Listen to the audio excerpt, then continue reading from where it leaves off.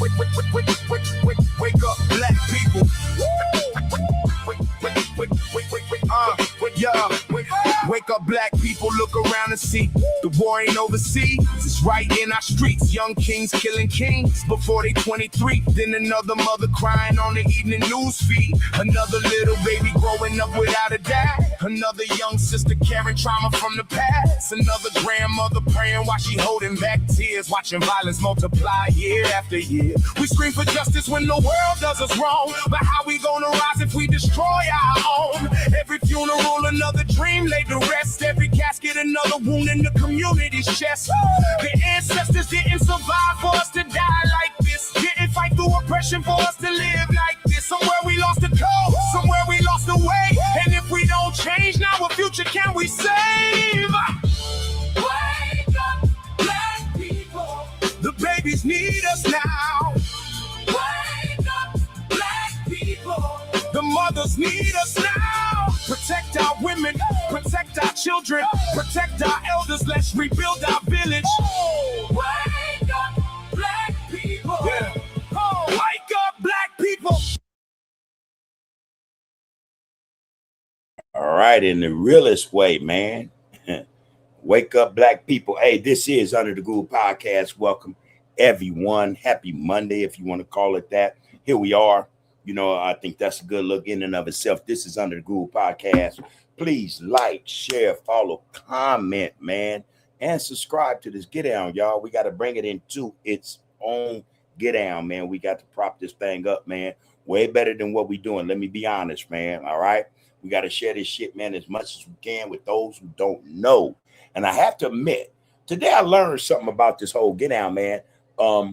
I wasn't propping it up as best as I could, you know what I mean? I had to go and, get with my nemesis, Claude, and find out some things. And Claude said, oh, yeah, you kind of fucking up, bud. You know, all that shit you talking, but you ain't got this shit together. So, you know, I said, all right, Claude, I'll take that on the chin, you know, da-da-da. And, so I found out a few things, man, that would for sure, improve this Get Down, man, that we call Under the Groove Podcast, man. So I'm on that. Before the night is over, everything will be in place, I have to say. That being said, man, I'd like to ask, how is everyone? Have you been? How you doing? You know, I don't know what your Saturday and Sunday was like. I like to think that everything has been everything, and each and every one of you are okay. You're in this flow, man. So that's a good look. Let's keep it like that, all right? Let's keep it looking good. All right. Lot going on, man. I went down Saturday to Najee Ali's I don't know what they called it exactly, but I understood that, you know, from my visual, you know, it wasn't what it should have been. So, you know, I partied, you know, I left to Get Down. And there is something posted, something was posted on Facebook in regards to that Get Down. I have that clip. I want to show that clip and respond to it. All right. So, you know, we're touching bases with the people. And in this Get Down, let's touch on the blackout, or what we are calling the blackout. Group economics, transfer of black wealth to the black community, however we want to label this thing. Let's address that, man, because I think that there's some flaws in this Get Down. And if we're not attentive, if we're not getting down with this thing, and we're not on code with this thing, then all this shit is for naught. You know what I mean? Like the Asians say, and others, oh, just give them a minute, they'll be back. You know what I mean? And it'll be that, and won't nothing change. Especially for us. You know what I mean? Especially for us. They'll be able to recoup their losses. We'll see it in the prices, you know, when all our brothers and sisters decide to go and spend their money or dollars with these people, they'll be charged for this so-called blackout or boycott, whatever you want to call it. All right. But there's that. Then we got the 13th Amendment. I don't know if a lot of us really understand what that thing entails, what it really means. So when Lincoln and whoever else was alongside him and saying, hey, man, we're going to initiate this proclamation, emancipation proclamation, we're going to free the slaves. They didn't tell you the whole truth. And this is why a lot of us say to you guys, amen, that's a lie. Slavery is alive and well. It truly is. All right. So we're going to touch on that as well. And then we're going to see, or we're going to talk about how, if you really pay attention, the system is collapsing, or we can collapse it. That depends on how we go about doing things. Again, if we're not on code, if we're not dealing with this thing as we know it exists, then hey man, we're just, you know, a bunch of raccoons, man, and snooks that's down with the program, man. We like the rest of them. You know, we quick to label and call people out the names and describe them as being sellouts and whatnot. But the reality of the matter is, man, a lot of us do this shit, man, willingly. We participate just as much as they do. So it's like the kettle calling the pot black. And in fact, it's like there's a whole lot of hypocrites caught up in this. Get down, man. We quick to point our fingers at each other. We're quick to treat each other a certain way, but treat others a different way. We're quick to do a whole lot of shit towards one another that's unbecoming, but, you know, treat a lot of other shit we know is bad and toxic, detrimental to our existence another way. We tend to be cool with it. Let's be honest. We tend to be cool. We talk a whole bunch of shit, but we're not on point like we should be. And that's the truth, man. So yeah, let's talk about those three things. The so-called black out, you know, blacks backing out and doing business with others. I mean, because we supposed to be wanting to do it with our own. We want to bring our black dollars into the black community. There's a lot though that has to deal with that. And I'm gonna tell you what I've been hearing lately, and it ain't got nothing to do with us taking our money and spending it from other demographics and spending it with our own. That's the issue. Is to taking our money from other demographics, going to spend it with our own, but then running up against these walls and these attitudes and these issues with our own people. And those who are in a position to get that money reap the benefits of a blackout, you know, or group economics, black wealth. They tend to not understand the significance of this shit. And I say that only because a lot of them, they have attitudes with their own. I just said this about us, man. We tend to do that. You know, now you got a business and blacks are starting to flood your business, and yet still you got an attitude. You know, it's like as though you have been doing this, you know, you've been, hey, making money. That's not the truth. But here the people come and you got an attitude with the people. That's not helping your bottom line. You know, that's not being on code. That's not, you know, being in sync or, you know, in alignment with what we talk about doing for each other, for our community and each other. You black businesses, you entrepreneurs, you proprietors, owners of business, y'all got to understand, man, we're coming. The people are coming to you now. Hey, man, humble yourselves. Humble yourselves, man. Allow the people to come and spend their money with you willingly, you know, not begrudgingly, but because it meant, oh, this is some great service and it's top of the line, you know, because we got to think about, you know, our shit being right. So we get that part. If you're going to charge a little more, okay. But attached to that, a certain decorum, a certain interaction to make our people think and feel as though, all right, it's a lot, but I'm cool with that because, hey, man, these my people. The service right, the attitude right, you know, the atmosphere, everything's right. All you nail techs, you hair people, all you black product salespeople, y'all got to do better, man, with the people. The people are coming to spend their dollars with you. You have to do better with the people. All right? These are your people. They're coming to you. They're serving you now. They're helping you. They're putting you above the enemy, so to speak. All right? They're bringing their dollars to you. How the hell do you have an attitude with that? Come on, y'all. Get it together, man. So we're going to talk about that. And again, the 13th Amendment. A lot of us think that slavery has ended. Wrong. Wrong. It is in full effect.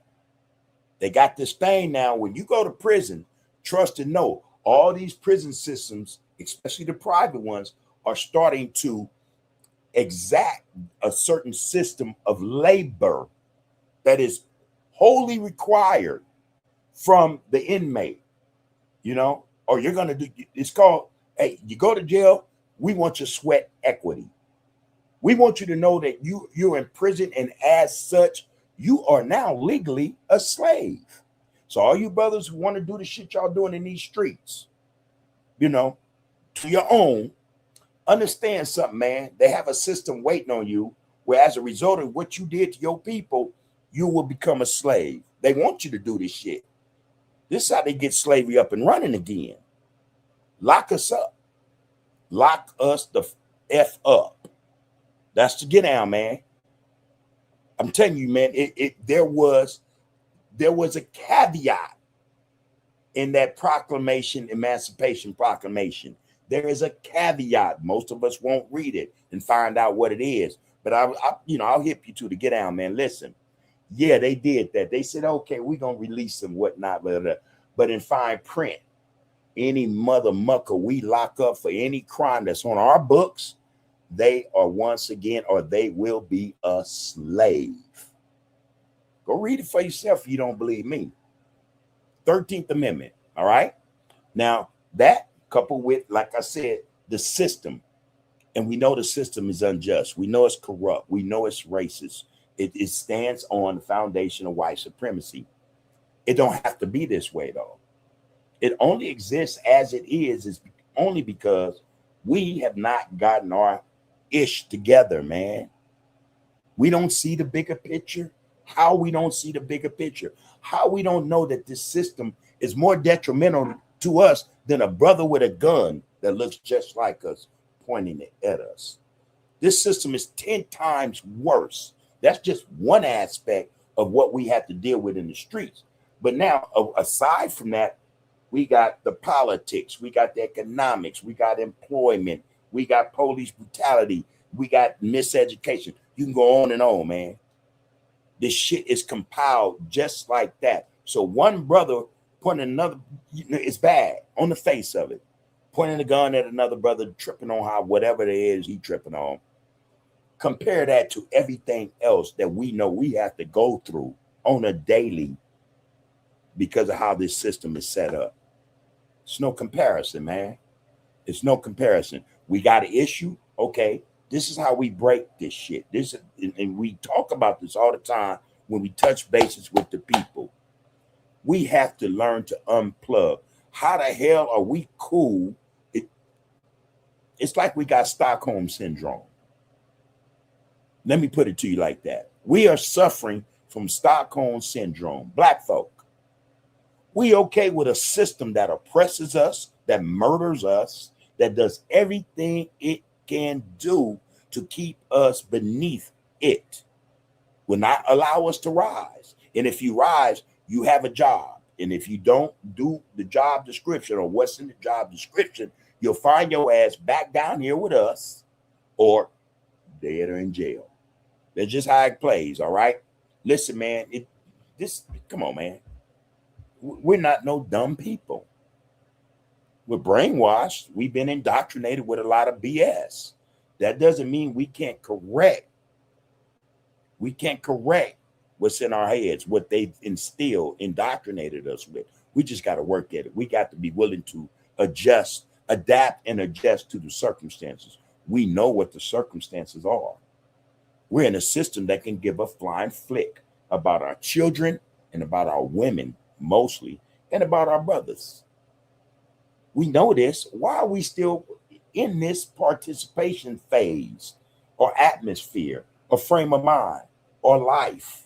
Why are we doing this shit? And we know this shit is against us. It makes no sense, man. It makes no sense. How do we attribute why we're in this? What do we attribute that to? That's the discussion. All right. Those three things. That's it. That's all. Let's have that discussion, man. And by the way, I have a clip for each and every one of them. All right. So let's discuss that, man. Let's create some content worthwhile. All right. Let's talk about that shit that matters, man. You know, we want to get out the struggle, man. We don't want to keep struggling, man. We've been struggling, man, since before struggle. Our people have been struggling for a very, very long time. We find ourselves in the same struggle. And if we don't have the wherewithal, the presence of mind to get ourselves, extract ourselves from the so-called struggle, guess what? Our children's children will be in the same struggle. And it's going to be worse for them than we think it is for us right now. That's how they lining this stuff up, man. And they got their hand in everything. And it's been going on since, hey man, before the 21st century and before the 20th century. We just have to be mindful what we already know what the play is. How we not drawing up our own plays, man? How we not drawing up our own plays to detract or take from what they think they're gonna put down on us? It's like the football field, the basketball court, the baseball field. You know, it's like a competition for survival. We got to get it together, man. All right, that's just my take on it, man. And I'm gonna say that, and I'm gonna continue to say that because it's truth to power. We have the power. It's within us to change every bit of what we find to be not in our favor. We have this power. But again, a lot of us are hypocrites. If we're not playing both ends between the middle, we're on the side of the enemy. We're helping the enemy to destroy us. That's the saddest part. That's worse than straddling the fence. You know what I mean? Then there are those who are just about it. But, you know, we're made or they're made to look like, oh, man, you on some conspiracy shit. You don't know what you're talking about. You stupid. You're not trying to get the bag. You're a dumb ninja. Come on, man. Those are the sellouts talking. So, hey, man, let's figure it out, man. Because I tell you, man, the only way to get to where we need to be in this world is to separate ourselves from it, understand the system so that we can break away from it and provide for each and every one of us all those things we know we should have coming as needs first, but as human beings, most of all. This is some real stuff, y'all. Real spit. All right. All right, Antonio, I see you up in here, man. Front center, man. All right. Front and center. Good to see you up in there hanging out, bro. Love and salute right back to you, bro. Queen Nzinga's in the house. She said RGC. Top of another new week, kings and queens. I trust you had a great weekend. It's always good to be here amongst loved ones. Black first. There you go, Queen. Appreciate that. And I know that's a sentiment shared with many of us up in here. Roscoe, what it do, loved one? Greetings to you, bub. Blessings for you, your family, as well as the group community. Peace to the kings and queens of the Royal Group congregation. And I reciprocate that as always.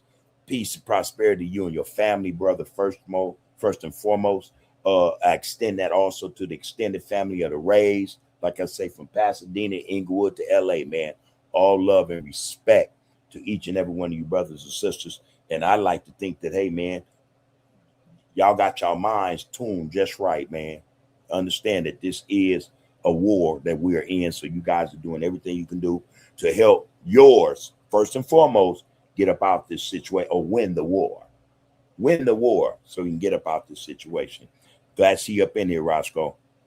All right, B60, what it do, loved one? You say greetings, salutations to you, bub, and the RGC B1. Black first, appreciate you up in here, loved one. Henry, what it do, man? Peace and blessings, everyone, brother Bub and chat. Salute to you all. Right quick, Henry, I spoke to our brother Jimmy Lavender today, man. We had a conversation, very good conversation. So he and I will sit down, man, soon. And I want to send that out to everybody, man, in the RGC as well as in the social media stratosphere, man. I'll have Jimmy Lavender on this get down. And believe you me, I will use that as an opportunity to talk about not what was, but what is and what can be as a result of all that. You know what I mean? So I'm looking forward to that. It'll be another week or so before we sit down and bring this thing together. I'm actually thinking about going into the studio and making some changes and just make that thing more presentable, more to the liking of the people. All right. But just so y'all know, man, I'm sending and shout out to Jimmy Lavender for taking the call and willing to sit down and, have a discussion about not the plight of the people, but the direction of the people, man. So shout out to Jimmy Lavender. Appreciate you, brother, for even tapping in with him, man. All right. Good luck. All right, Frederick, what it do, loved one? I see you. You here early today. That's a beautiful look, man. Right back to you. I give you 4 of them, man. That means something. That means something. All right, Lisa Moore. Hey, Queen, Grand Rising, brother Bub. Blessings to you. and the family. Peace and love to the kings and queens in the RGC. Be one does equal black first. That is not just our mantra. That is and also should be our way of life. That should be the culture. We putting black first, y'all, for anything else. Ain't nothing racist about that. You know, that's just love for self and people. Can't attach racism to that. Trust that. All right, man. Yeah, Henry say facts, brother Bub. All right. What to do, Alonzo? Peace, Bub, to you and RGC. I hope everyone is well. Everyone is, brother. And peace and prosperity to you and your fam. Good to see you up in here hanging out with us, bro. That's always a good look, like I say, man. Henry said, man, look, it's in the blueprints of slavery. Separate the husband and wife, father against son, mother against daughter, brother against brothers, and put fear in a lot of our ancestors through hardcore cruelty. That shit don't stop, man. That shit does not stop. You know, this is what they do. Again, we say this quite often, and we may not say it often enough, but that's the playbook, bro. That's how they exercise and manipulate, utilize their playbook. Divide and rule. Bottom line, man. Bottom line. Divide and rule. Without that, they have nothing. And so they have to do this, man. And again, I think we're at fault to a great degree because, God dang, man, we know the playbook. And yet, look at how we carry on. You know what I mean? So we hear it said often enough. Stop playing victim, man. Stop playing victim, y'all. We see what's happening. And we're not so meek and weak to where we can't rise up against what we know is being utilized or worked against us.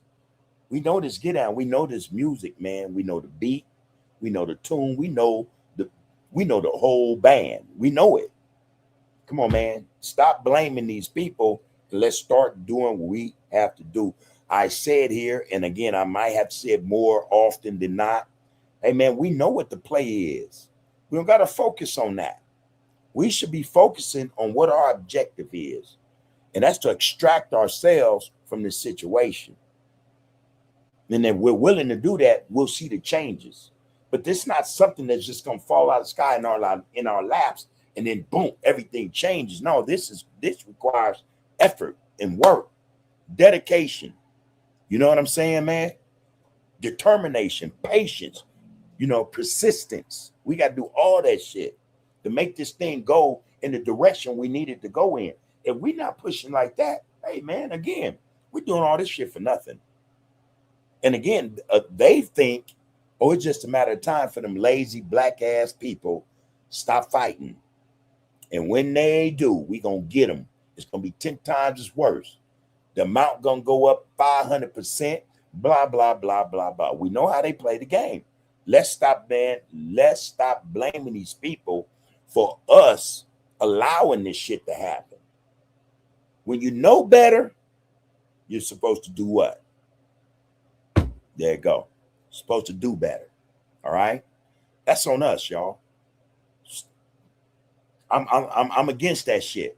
I know what they've done. I know what they're doing. We all do. Stop focusing on these distractions. Let's attack the issues, man. Our issue, first and foremost, is we don't have an economic base. Everyone got to agree. Now, worse than that, we don't have unity. We don't have unity. We don't have togetherness. We don't have identity. We're missing something that carries a lot of weight with us. We don't have a nation. We talked about this last week, man, and I don't think a lot of us really understand what that means and what that entails. We want to talk about leverage. Hey, man, the money, pooling our money, bringing it back to your community is a great thing, no doubt. But then what? If we have nothing backing it, a force behind it, a nation, so to speak, behind it, we still have to fight and struggle, scratch and gravel, for that leverage. But when we're coming as a unit, as a nation, with our dollars, they know they're in trouble.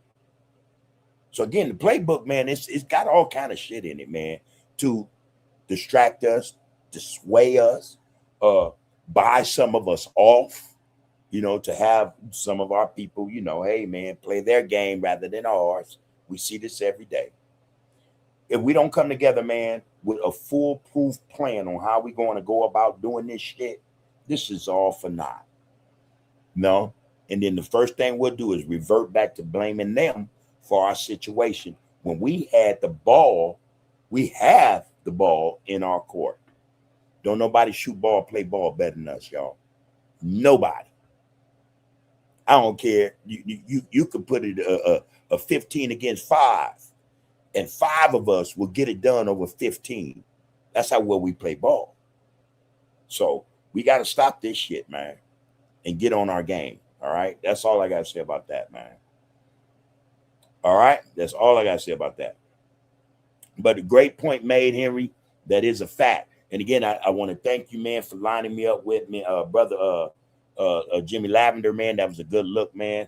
Can't wait to chop it up. I told him I'd give him a call later on, so we just chop it up, man. Get into that mode of that back and forth, creating conversation, man, and communication with one another.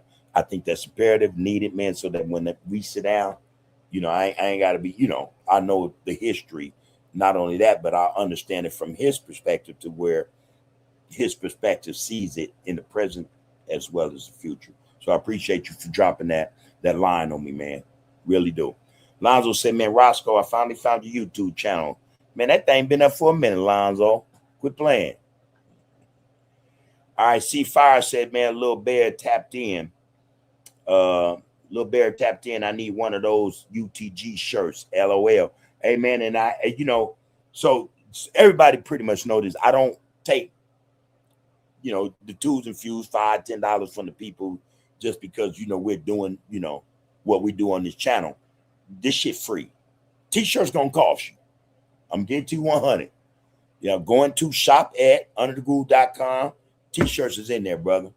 Go in there and find you one of them T-shirts, man. I got some new models and shit, new designs. Going in there, bro. They in there and they ain't expensive, good quality T-shirts, depending on what you want, you know what I mean? But that's where they are, man. And I say, hey, man, go on in there and get you a couple of them T-shirts, a few of them. They got a color damn near for every day of the week. In fact, they have a color for every day of the week, and they got some on it for every day of the week as well. So go check that out if you will. All right. Appreciate you up in here, C5. Real spit, man.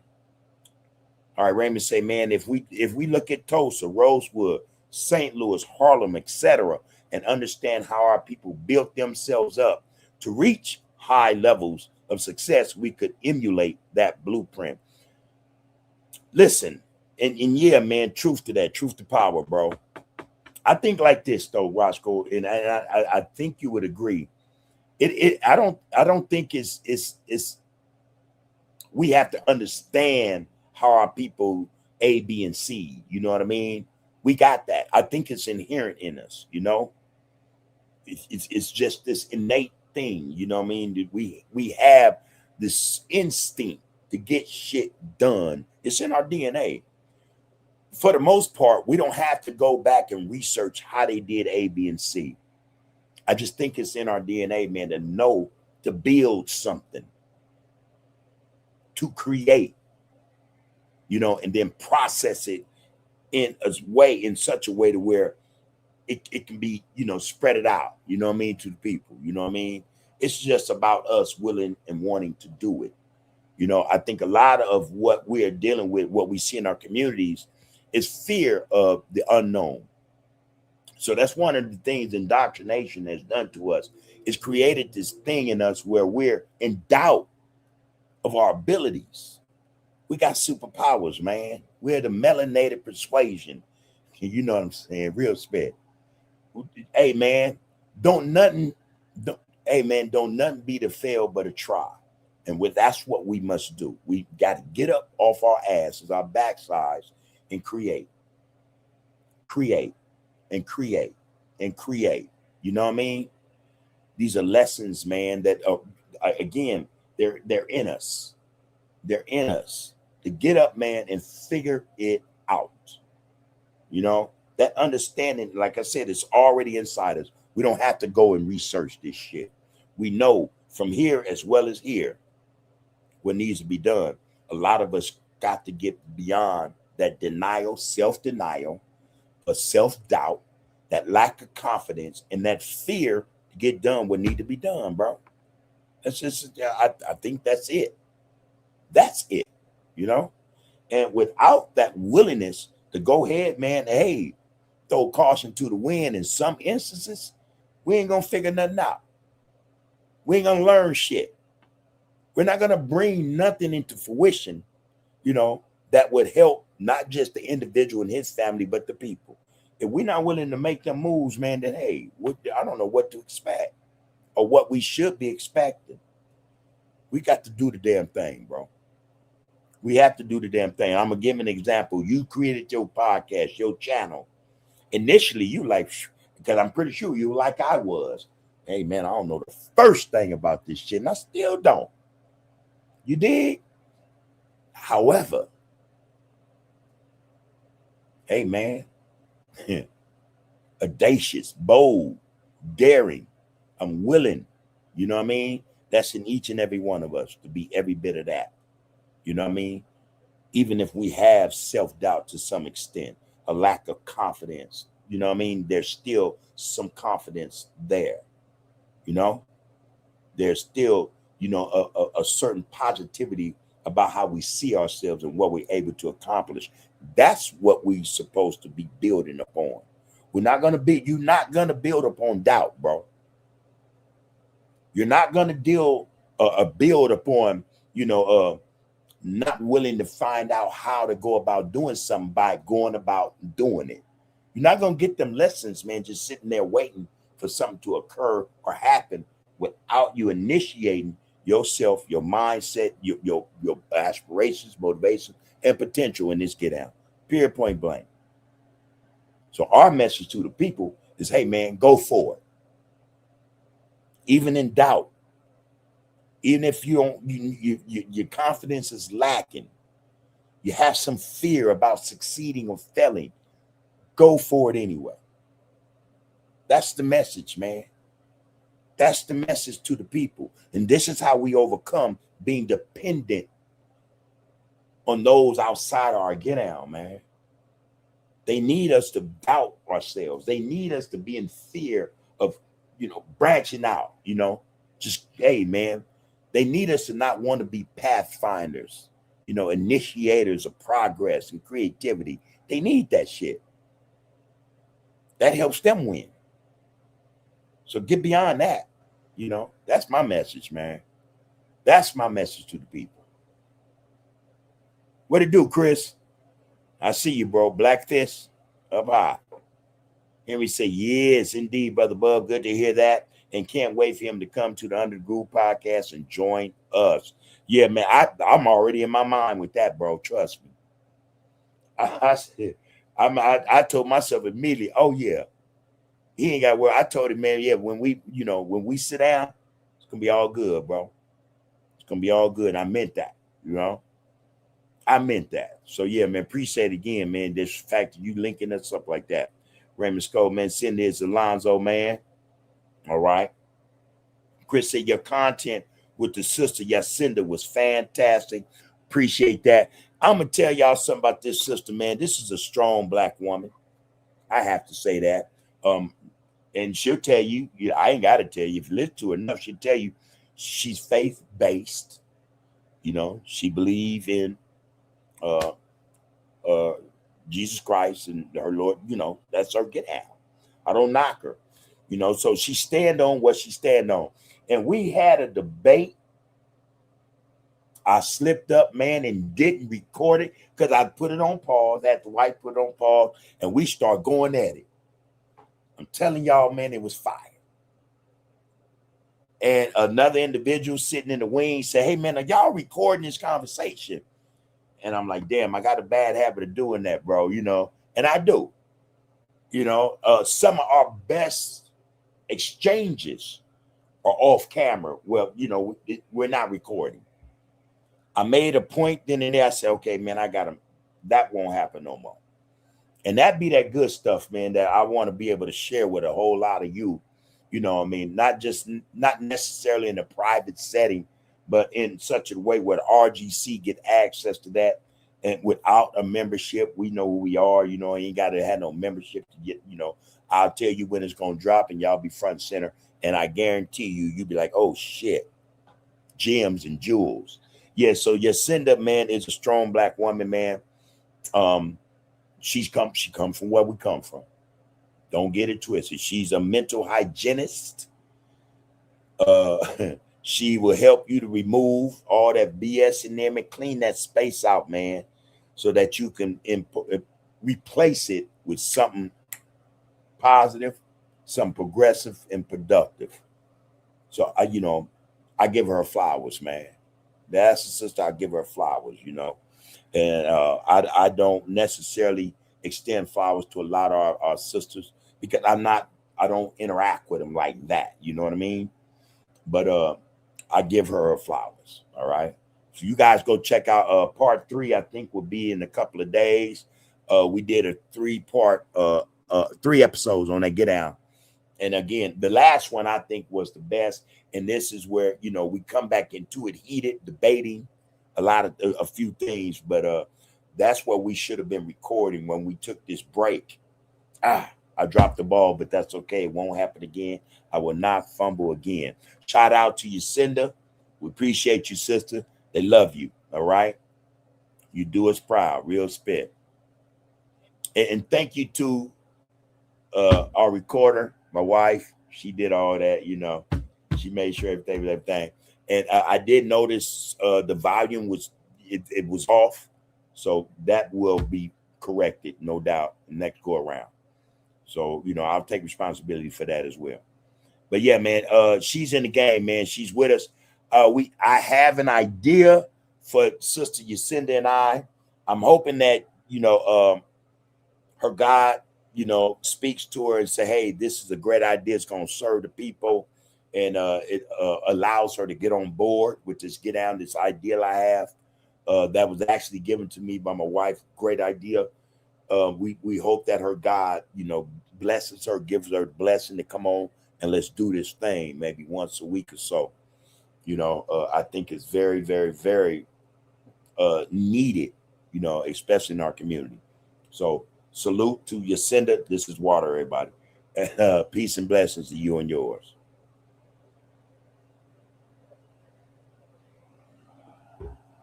Still hot around these parts, y'all. All right, that being said, yeah, man, listen. That's our sister. Lonzo say, man, I will, bro. I left a comment on the Madam CJ video. Okay, yeah, you're talking to Roscoe. Yeah, Roscoe do good work, man. Roscoe, you can come on up in this Get Down, man, a little bit more than what you in there, bro. I'm just saying, if time permits, you know, and I know that you got a lot on your plate. Your family, man, it's a good look, man. There's so many brothers like yourself out there, you know, let them tell it, whoever they are.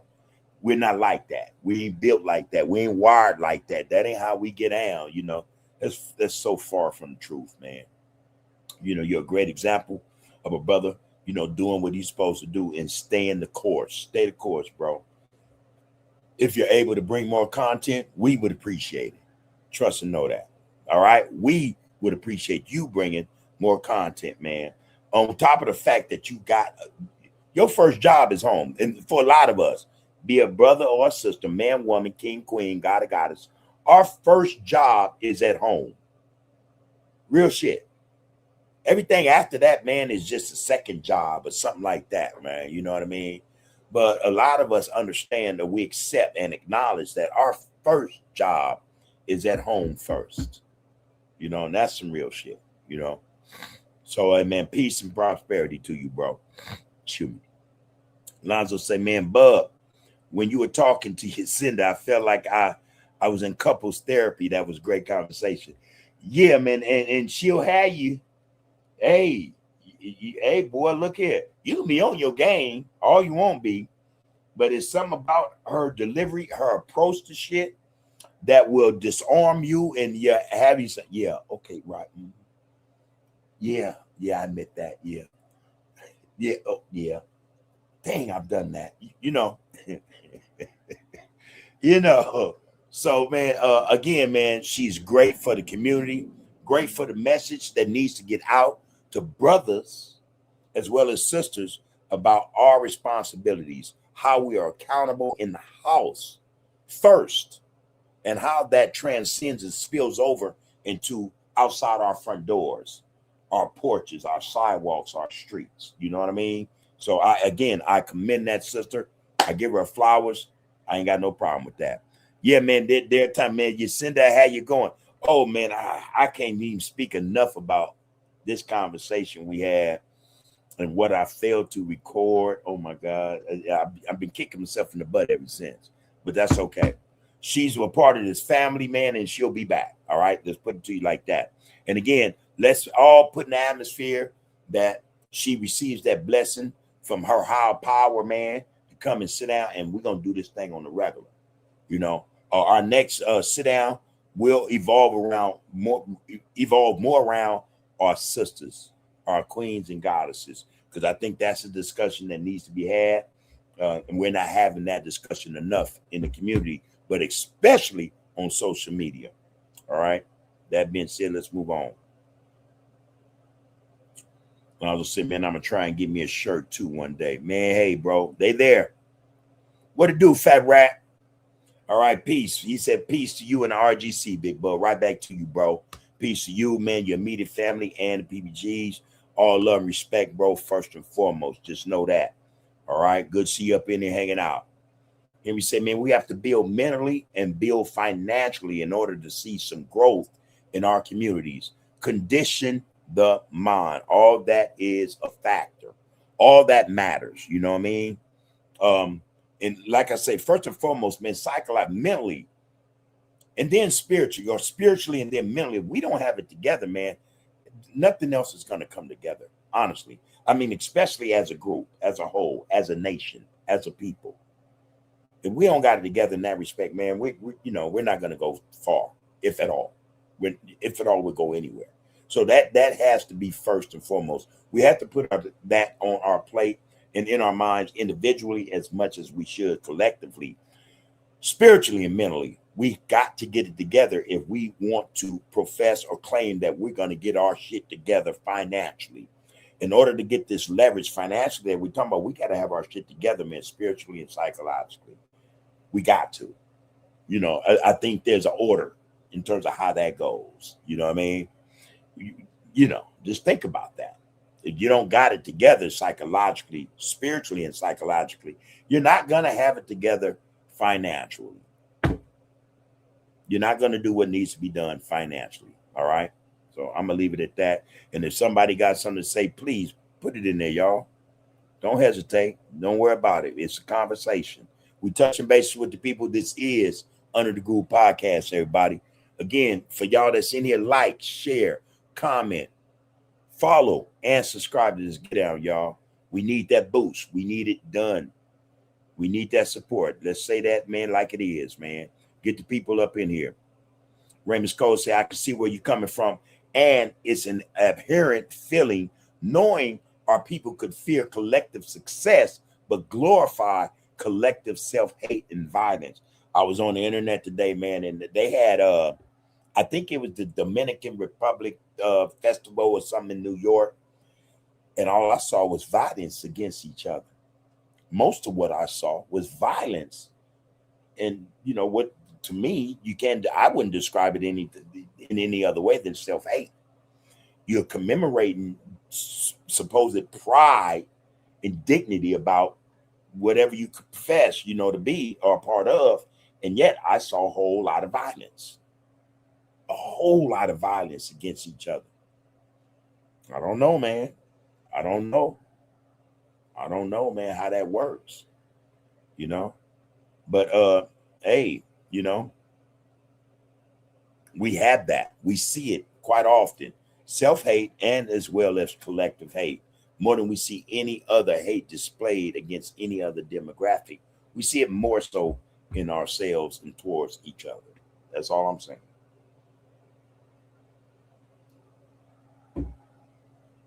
Appreciate that comment, Roscoe. Lonzo said, man, I like YouTube better than television. I can control what I watch better and hear. Real spit, bro. Yacinda should write a book. Hey, man, Yacinda is very creative, man. She do what she do. I don't know much about her personal life, but I know she has a knack. What's the sister's name that was Oprah's friend?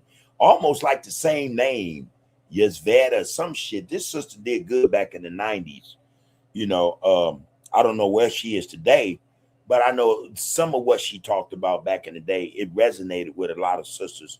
And it probably did a lot of good in the community. But I say that to say, Yacinda has that vibe, but I think hers is on a more almost organic, if that should suffice, if that fits. She's on our level. She's on our level. You feel me? I think that's the difference.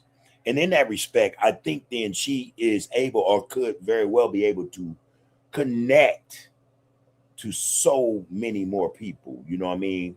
Now, in the truth be told, this platform, it don't do what we would like for it to do. Somebody said last week 4, last month 4.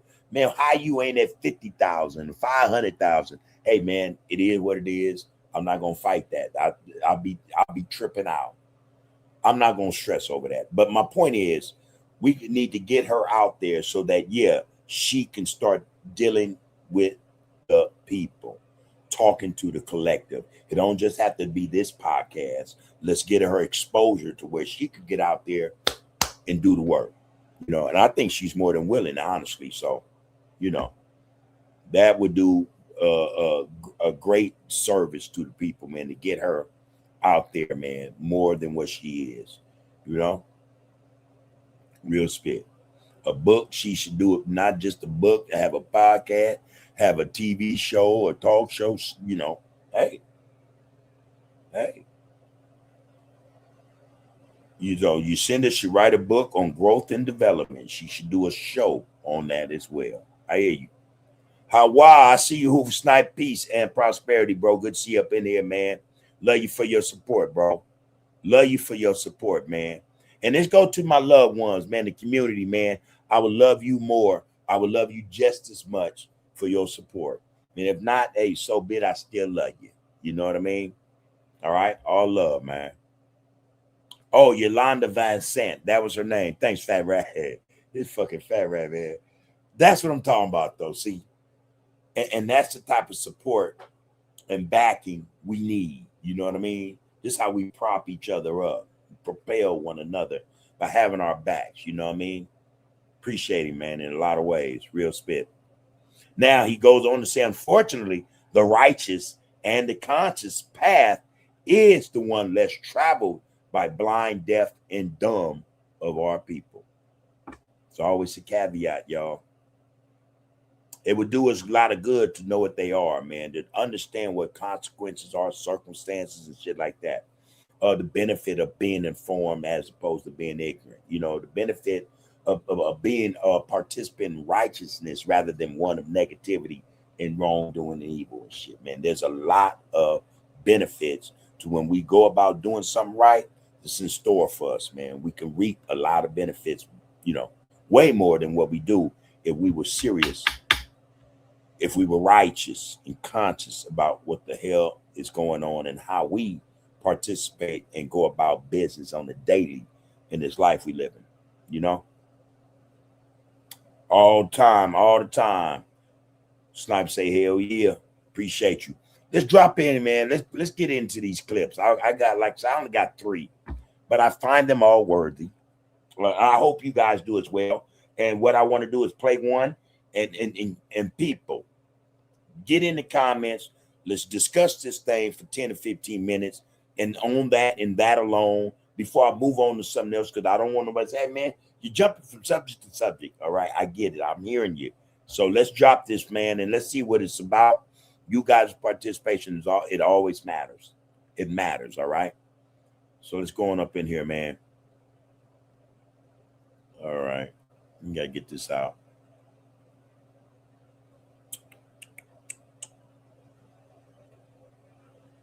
All right. So, first, this is what I want to do, man. I want to talk about what happened Saturday. All right. Now, Saturday, uh, I don't know, for all intents and purposes, was supposed to have been a gathering of the people in front of the coffee company in regards to a certain slight or disrespect to one of our people. All right. And then it escalated from that because the manager of the situation, a Mexican guy, was even more disrespectful, and somewhat belligerent, if you ask me. His attitude, his demeanor was all wrong. And I said, even then when I talked about it, better not G than me. Because that ain't gonna work, not with me. Because I understand that get down that mindset from them, you know what I mean? And so I'm gonna give them that same energy. I'm gonna give them that energy, That's just me. But now that being said, Najee Ali met with, well, not necessarily met, well, he did meet with, I think the next day, the owner of the establishment, whose name was Gus. And Gus made up all these excuses. Oh, no, I've been there. Look, man, that's the game they play. And again, I say this, and I say this in all seriousness. A lot of them, man, will straddle the fence. They'll be racist. And at the same time, act like they cool with some of us. All right? Because, the bottom line is what? The dollar. To get our dollar. And I think a lot of them know that they can get away with disrespecting quite a few of us. And we're so ignorant, or I don't know, man. I don't know, self-loathing to the point where we'll come back even after being abused, being disrespected, disparaged to the same people in place and continue to spend our dollars. We see this all the time. I'm not making this up, I'm not making this up, man. A lot of our sisters do it, actually, more than our brothers. We have brothers that do it as well. But our sisters will take disrespect, rudeness and everything else just to make sure their nails are right, their toes are right, that their hair is right, And that's some sad shit, man, But anyway, he met with Gus, and Gus had these excuses. I didn't buy it for a second. What was a trip to me that was in the comments, and it's on Facebook. You can go on Facebook and check it out. A lot of our people were standing up for Gus. And this is another common occurrence we see in our community. That's that Stockholm syndrome shit. They'll go and protect master or oppressor. Those who disrespect, disparages, and rude to us, brutalize us because, oh, well, they treated me okay. Anyway, that was his get down, his spiel. His spiel was, hey, man, I love the black community. I've been here for 20-some years. But he didn't speak to what the issue was with the brother. Because there was an actual issue of disrespect with the brother. So he brushed that aside. And I don't know how Brother Ali took it and others, but I know that, the brothers say, hey, man, this is what was said to me. And he posted it. I went, hey, man, I'm, on blind faith, but we know, this shit happened. Man, shit, that's all I need to hear. And the brother he's been truthful about the exchange. Again, Gus didn't deny it. So once Gus didn't deny it, what is there to talk about? Our objective then is to push forward. There's no more discussions with Gus. Our discussions now are with our people and how we go about spending our dollars. We want to be on code. We want to move to one beat. We got that one tune, that one piece, that sheet of music. And we all, we own that. We step into that. You know what I mean? It don't always pan out like that. I can say that. Anyway, so Ali met with him. Well, he didn't meet with him per se Saturday. He was there, and to me, I don't know, man. I don't know what's wrong with us, man. I don't know. I'm not gonna criticize, but I just know it wouldn't have been that. What I saw take place, what I'm gonna show you guys, and to give you context, you guys check it out for yourself. Check it out for yourself. You tell me. Oh shit. The volume is low on this thing. I don't know why it is, but it is.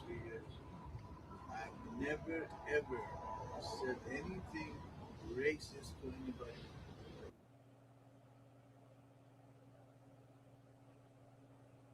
Angry with my prices, they told me I don't take angry money. He was questioning the prices. I told him you were angry. I don't want this money. And he said, "You're not serving me because I'm black." And I looked at him and he said, he then turned around and said, "I'm going to ruin your business. You've been taking advantage of the black community. I've worked with the black community. I'm involved in the black community. 33 years, I'm not going to come out here and tell you I'm not racist because that's beneath me. I work every day, 7 days a week. I'm here from beginning to end. I'm the cook, I'm the chef, I'm the front, I'm the busser, I'm the dishwasher. That's what I do. I earn my respect from people because I do it. I'm not a front person. The only day that I'm dressed up today is because you were coming, so I dressed up to be able to come out here and present myself. Otherwise, I'll be in the kitchen cooking. That's what I do I'm the best omelet cook I've ever seen. That's what I do. Okay, so can we talk about the community now? Absolutely. Okay, so you said on camera that 90% of your business comes from black people. Absolutely. That's what you said on camera. And you said because of us, you are successful. Yes. So how are you investing in our community? And I'm not trying to put you on the spot with that question, but He did say he invests in the community. I heard him say and that. if you're not, what do we need to do so we can create an alliance so you will invest in businesses, not businesses that are in competition with yours, but in black-owned businesses, because we come in here and spend our money.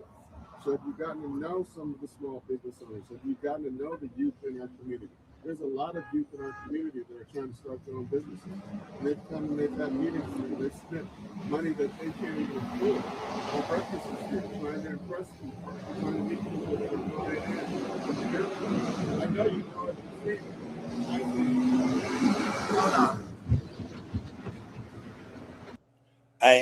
it. I don't know, you guys. I'm not feeling this because it's very hard in terms of audio to hear this shit. But so here's the gist of it. He got in front. Look at it like this. So we've all heard the statements, right? You can't judge a book by its cover, right? Shit like that. You know what I mean? I don't know, man. I don't know if that's always true or if that always applies to every book we see. You know what I mean? Because some books, based on the cover, it's going to tell you what the hell it is. You know what I mean? Now, here's a guy being accused of racism. And what is racism? It's certain demeanor, attitude, conduct towards another demographic of people, ethnicity, right? Now, he comes out here in this so-called firestorm, this issue, with a cup of coffee, and he's like, hey, man, you got that cup of coffee there, like, I'm gonna explain this away with my little cup of coffee. I don't like that look. It don't look appropriate to me. You understand what I'm saying? It just doesn't, Now, for some of y'all might not see that as an issue, but I'm gonna tell you, when you are dealing with people who are in question in terms of their conduct, interactions with our people, and if they're sincere, they're genuine, there's a certain demeanor, a certain countenance, man, that they have when they're talking to you, because they mean what they say, and they say what they mean. You know what I mean? They ain't got no extra shit, you know. They ain't, you know, they not trying to be all lackadaisical and shit, you know, almost dismissive about the issue. That cup in his hand, to me, I read in that like, nah, you're gonna leave that cup in there, you're gonna, cause you come and talk to your base. You send 90%, you're gonna come, hey, listen, black people, it was a misunderstanding or whatever the case. Not, yeah, you know, I you know, 90% of my business is black people. I've been there 20-something years, and you know, I'm a part of this community. I give back to the community. Come find out he ain't gave nothing back to the community. You know, so I don't know. I don't like the audio on this thing, man. Ali could have done better, you know, but who am I to talk, you know? But yeah, man. My thing is this, man. I you know, it could be presumptuous of me, you know, to say that he fit the mold. You know what I'm saying? You know, but I'm a black man. I'm 62. I've been around racism. I've been around racists from the streets to the prison system and back. You know what I mean? They tend to all not look alike, but carry themselves a certain way. You know? They carry themselves a certain way, especially when dealing with our people. And it tend to be in the light of a superiority. Here I am with, you know, my cup of coffee. Ain't need no coffee in the motherfucker, but you know, here I am talking about, man, what I do for the black people. You know, these are my people. 90% of my business come from my people. They love me. You know, I cook for them. I this. You know, they love. Yeah, get the fuck out of here. I don't think that went well. I don't think that went as it should have went. And even if, now there's the question of what occurred. If the question even came up that something occurred, then that's enough for me. Because these individuals should know enough or know better enough, especially when they say they've been in the community for so long, to make sure that nothing of this caliber, nothing even remotely close to this occurs. And their employees know how to conduct themselves when interacting with the community. I know all I need to know. You know, Gus can't come tell me squat. His employee told me how Gus see us. You know what I mean? So that's, you know, anyway. But and this clip was about 11, 12 minutes, and I didn't think it's worth it because the audio was bad. But I suggest everyone go to YouTube, check that thing out, man, for your own, you know, for your own good and benefit. The volume, nothing I can do for it to make it come up louder, go louder. And I'm squatting, squinting my ears just to hear it. So I already know you guys ain't hearing it at all. So that's why I stopped it. But that being said, man, y'all go check that out on Facebook, Najee Ali's page. That's where I found it. All right. And then you be the judge. You be the judge, you know. And again, you know, it's just what it is. It is what it is. Anybody got any input on this, man? And again, keep in mind that we didn't look at the whole clip because I just realized it's not worth it.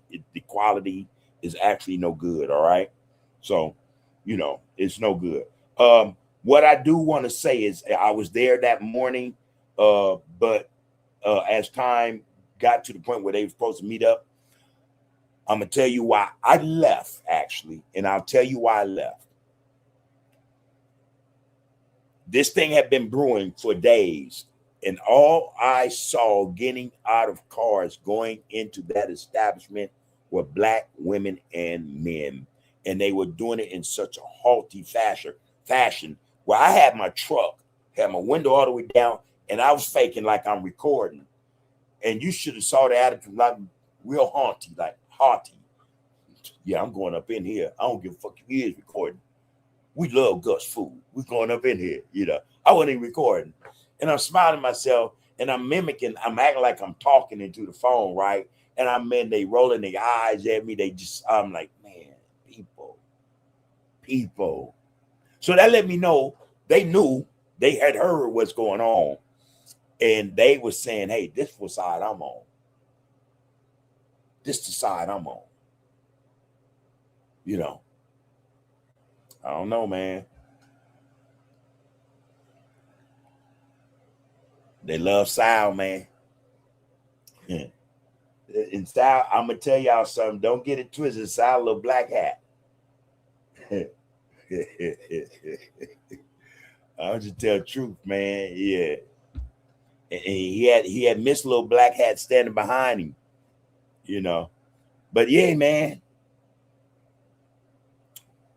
I don't know. Like I say, if I should ever come into that space where I could talk to the people in circumstances, situations like that, again, man, I would approach the whole situation totally different. First and foremost, I would have found that brother because he posted. I would have found that brother, brought him back in front of the establishment, and been tell the people what happened. I would have got Gus. Gus, this is what's being alleged. And then we take it from there. You know what I mean? Had Gus on the get down, but didn't have the brother on the get down. And I found that to be a flaw. You shouldn't have done that. You shouldn't have done that. In fact, I wouldn't have went there without the brother who made the accusation first. I'm not just gonna pop up. Yeah, man, this side, no, no, man, that's not how we should do things. And again, I'm not knocking the brother Ali. He's been doing this forever long. He's been doing it, and he might have a system in terms of how he does it. Okay, more power to him. But some of what he done and how he done it, I wouldn't have done it that way. But you know, so I pulled up Saturday morning, and I was right there. I was actually going to another business, you know, with the wife early, you know, take care of some black-owned business, and you know, I put on my GPS. I'm in a parking lot. Put in GPS. Where's 85111? And that thing say 300 feet away. Got out my truck, walked to the front of the place, walked to the car. Said, oh shit! Went, got right back in my truck, and I waited. And I was there, you know, for a few hours actually. And like I say, man, once they opened, all the employees that I saw were Mexican. I didn't see any black employees. He said he supports the community. You know, he's for the community. I didn't see any black employees, but I saw, I promise you guys this, 99% of the patrons of the coffee company were black. And for those who parked in the parking lot or were able to see me coming window, like I was recording, they had an attitude. And I'm gonna leave that alone. All right. Now, I don't know, man. How should he have went about that, brother Najee Ali? I don't know. I just know I wouldn't have went about it that way. Not necessarily looking for any fault, you know, and how he did everything. But I'm just saying, man, when we have these situations, and I'll tell you what, there are more of these situations going on than we are able to even record and put on social media, right? But I think that when they occur, man, we have to go about them and go about dealing with them in such a way where, hey, man, we ain't got time to be mad. All we got time for is say, hey, man, we found one. Let's move on. That's it. That's it. I mean, you know, if we want to be fair, righteous, give an opportunity to explain themselves if they're willing, okay. But make sure we got the party who was, you know, done wrong there to say, hey, no, you know, we won't. And then, man, move on. Because the question should never come up. You know what I mean? Especially when your business, 90% of it is from the black community, it should never come up. Your employees should never disrespect or be rude, belligerent to anyone in the black community that's at that place of business. It just shouldn't. So I would go about shit a lot different. I just have to say that, man. And should it ever occur to where I'm in that position, trust and know I'm gonna deal with it differently. That's all. You know, that's all I gotta say. Yeah. All right, so yeah, man, there that go, man. All right, so what these comments got to say, man? Okay. What happened Saturday? Hoover Snipes in and appreciate the love to all, just playing my part. Appreciate you for that, bro. Lonzo said, man, Gus looked like Danny DeVito. Sal from Do the Right Thing. Now, if you think about it, go to Do the Right Thing. What was that issue with was it Radio Raheem? It was somebody at the window with Sal arguing, and he was just so disrespectful. Same shit. That movie was done in the 80s. You know what I mean? Same shit. More times change, more things stay the same, y'all. You know. All right, Chris say 200 jewels, man. I don't know what that is, brother. I ain't gonna lie, but I appreciate it nonetheless, bro. Alonzo said, man, y'all putting the full court press on Sal. All right, get some brothers on the wall, Sal. Yeah, man. A $10 cup of coffee. And I think that was the issue. The issue came up. The brother name was Speaker Jermaine. I think the brother name is on Facebook, Speaker Jermaine. He asked Sal, point blank, why are the veggie patties so expensive? Now, one thing I did notice in the comments of regarding the coffee company was the prices are exorbitant. They're high as fuck. Facts. That's what everybody was saying. Like, hey, man, these prices are outrageous. And yet they still go, you know, anyway. So the brother asked Gus, why is the veggie patty so expensive? Gus went on a rant. Man, I don't need y'all's money. I don't need black dollars. You know, I don't need y'all, you know. And the brother was like, damn, I just asked you how much, why the damn patties were so expensive. He could have said, man, because the ingredients to make your organic patties cost this much. Rather than do that, he said, hey, I don't need blacks' money. I don't need y'all money here. Yeah, he probably good to say that after he'd been there 20-some years with high-ass prices. Like brother said, $10 cup of coffee. You know? Yeah, man. Shit. She made a pretty penny. But, you know, that's how it act. That's how it started, though. Quentin Zing said, man, we're not being forced to patronize these businesses. We have the freedom to choose where we spend our money, and we should exercise that choice. Point made, man. Point made. You know what I mean? Money gone. There you go. You know? Again, man, when I think that when black people say something about something, man, in a lot of ways, there's validity to it. Especially in these types of circumstances or occurrences, situations. There's a lot of validity to it. You know, in the same way that we say when people show you who they are, believe them, we should also say, man, when blacks say, man, something occurred and it ain't right here, we should listen to them. We should listen to them. You know, it's just long enough to figure out whether or not this is some legitimate shit or not. You know, we should listen. All right, great point, Queen Nzinga. You're going to say my protest is simple. I choose not to spend my money there. That's how I make my voice heard. There you go. And again, you guys, but there's that. And then there's also, again, the fact that we have a lot of people, and yeah, it's choice. It's choice. It's choice to be either on code or off code. It's their choice. Them people that saw me that morning, and I'm telling y'all, I counted. It was 29 black people from the time it opened to the time I left that went up in there. And you got to understand that, you know, the place is not actually that big. Now, couple that with the white people I saw going in there, a couple of Asians, Mexicans, you know, I counted 29.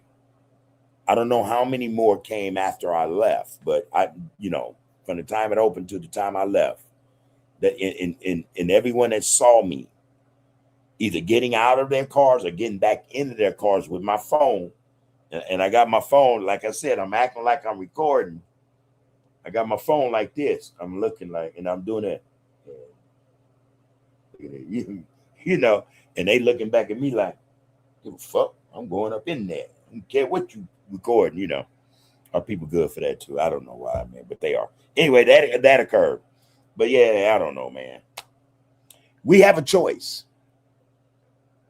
We have a choice to keep supporting these businesses that don't respect us, even when they're getting our dollars, or not to patronize these businesses and find a cup of black coffee that's probably half the price, man, and a greater meal, more flavor, more filling, probably more natural for sure than a lot of what we're buying from other ethnicities or demographics.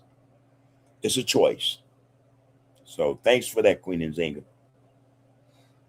Lonzo says Sal got some brothers on the wall, man. Yeah, man. They play the game though. They play the game. They play the game. Fat Rat said, man, correction, bud. Iyanla Vassant, not Yolanda. Thank you, brother. Yeah, it was a funny sounding. I say Yacinda's different, but yeah, I think it is Lianla, however she pronounced it, Vassant. Yeah. Ianya or whatever. I don't know. I ain't gonna even play with that right now. But you're going to say Fat Rat Coleon put it this way. I made him an offer he could not refuse. Sell us the coffee company or franchise it to us so we can do business. Or the other offer. Imagine if we was getting down like that, right? Oh, wow. Don't even get me started on that.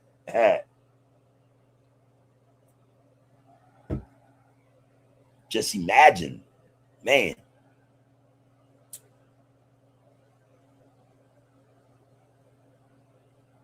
You called him Sal, man. I said Sal because that's what you said. I ain't called him Sal Alonzo. That fool named Gus.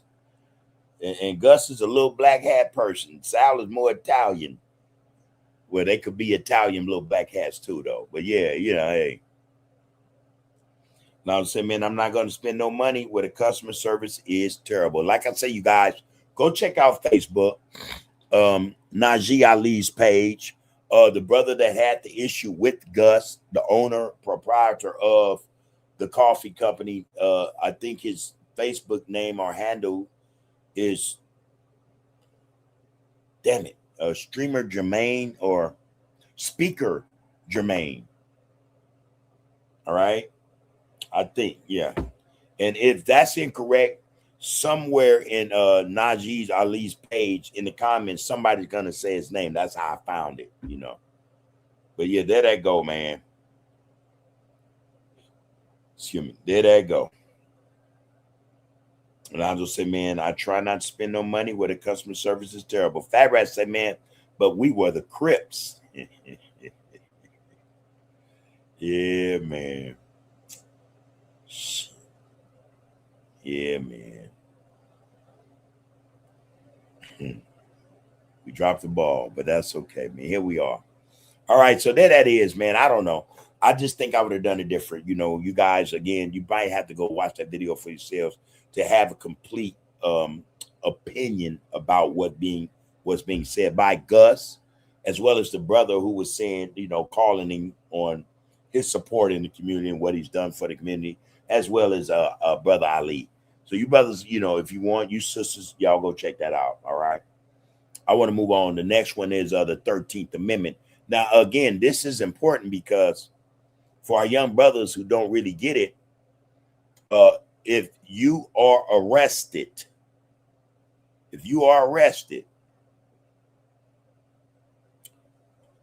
your ass can be deemed, worked, looked at, treated as a slave. As a slave. That's what they say. All right. All right, let's get a bar of this, man. This is from the Black History Files. I can't get rid of it. Well, let's see. Boom. All right, there we go. And the title is, what does the 13th Amendment permit involuntary? Why does the 13th Amendment permit involuntary prison labor? All right. Let's check that out, man. Let's get a bar of this right quick. Why does the 13th Amendment permit involuntary prison labor? Imagine a law that officially ends slavery but then creates a loophole that allows forced work to continue. Mhm. That's exactly what the 13th Amendment did when it was ratified in 1865. It abolished slavery and involuntary servitude across the United States, but it included a key exception.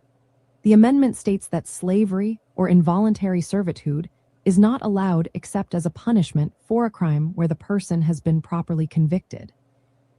This small but powerful exception has had a huge impact on Black Americans and other marginalized groups for over 150 years. To understand why this exception exists, we need to look at what was happening during that time. The Civil War had just ended, and the Southern economy was in trouble.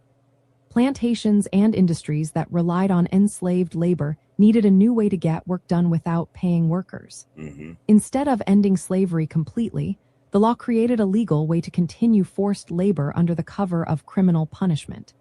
This was no accident. The people who drafted the amendment knew exactly what they were doing. Right. Southern states quickly took advantage of this loophole. They passed Black codes, laws that criminalized everyday activities for Black people. Things like walking on grass, being unemployed, or stealing food could land Black folks in jail. Many were arrested for minor offenses or even for no reason at all. Once in jail, they could be leased out to private companies or individuals. This system, called convict leasing, was brutal. Prisoners worked in mines, farms, factories, and construction sites without pay. Conditions were dangerous, and many prisoners died from overwork or mistreatment. It was a system that looked a lot like slavery, just under a different name. As time went on, the convict leasing system faced criticism and was eventually phased out. But the idea of forced prison labor didn't disappear. Instead, it evolved into other forms like chain gangs and prison farms. Places like Angola Prison in Louisiana, which was once a slave plantation, still requiring prisoners to work in fields. Most of those incarcerated there Damn, how did it go from a slave plantation to a prison? are Black. Today, more than 65% of prisoners report being forced to work for little or no pay. They do jobs like firefighting, road paving, or warehouse work, often under threat of punishment. They aren't protected by minimum wage laws or safety rules. Instead, they face threats like solitary confinement or losing visitation rights if they refuse to work. The reason this loophole persists is because the people who wrote the 13th Amendment knew exactly what they were doing. They wanted a way to keep forced labor alive, especially targeting Black Americans. Over the years, policies like harsh policing, long sentences, and mass incarceration have kept Black communities overrepresented in prisons. This means the exception clause has been used disproportionately against Black people, continuing a legacy of racial exploitation. So, the reason the 13th Amendment allows involuntary prison labor is that it was a deliberate choice by its creators. They understood that the exception would let forced labor continue under the guise of punishment. For more than a century and a half, this loophole has allowed the United States to profit from the forced labor of hundreds of thousands of people, mostly Black, while claiming to have abolished slavery. It's a complicated part of history that still affects us today. All right. And this is what a lot of our young brothers don't recognize is taking place when they decide to do, certain things that would land them into these situations. And a lot of them don't really realize that it seems as though the CDCR is being phased out. It's being phased out. Trust and know that. And but replaced by private prisons. So you have to look at it like this. And a lot of us, I don't know if we actually look at it how we should be viewing it. Most prisons today, back in the day, man, there was a PC. And, PC, they went to the whole, and that was it, but general population was not PC. Then you had what they call sensitive needs, SNY, SNY yards, you know what I mean? And as the years, the decades came and went, we started to see more SNY yards, infiltrate like level 3, level 2, and level 1. Level 4s remain, for the most part, hardcore, you know what I mean? But know this. There were PCs there, or so-called SNY types playing the role, you know what I mean? They were, under the radar, but they were present. Anyway, my point is that eventually now level 4s begin to have SNY yards, but they call them, I think nowadays, at least what I'm being told, 50-50. Now, I'm like this. I'm cut from a different cloth. You know what I mean? So just a lot of things, that's going on now, I wouldn't have been a part of anyway. You know what I mean? I could have been in there, man. And, hey, man, PC is PC to me. You can call it whatever you want to call it nowadays. 50-50, SNY, it's all the same to me. I seen the transition of PCs to SNY 50-50 before I was paroled to 2016. We had, in order to go to the law library, we had to walk through level 4, Calipat. You had to walk to another yard that was a 50-50. You know what I mean? And we would be handcuffed while they programming, but they kept us separate.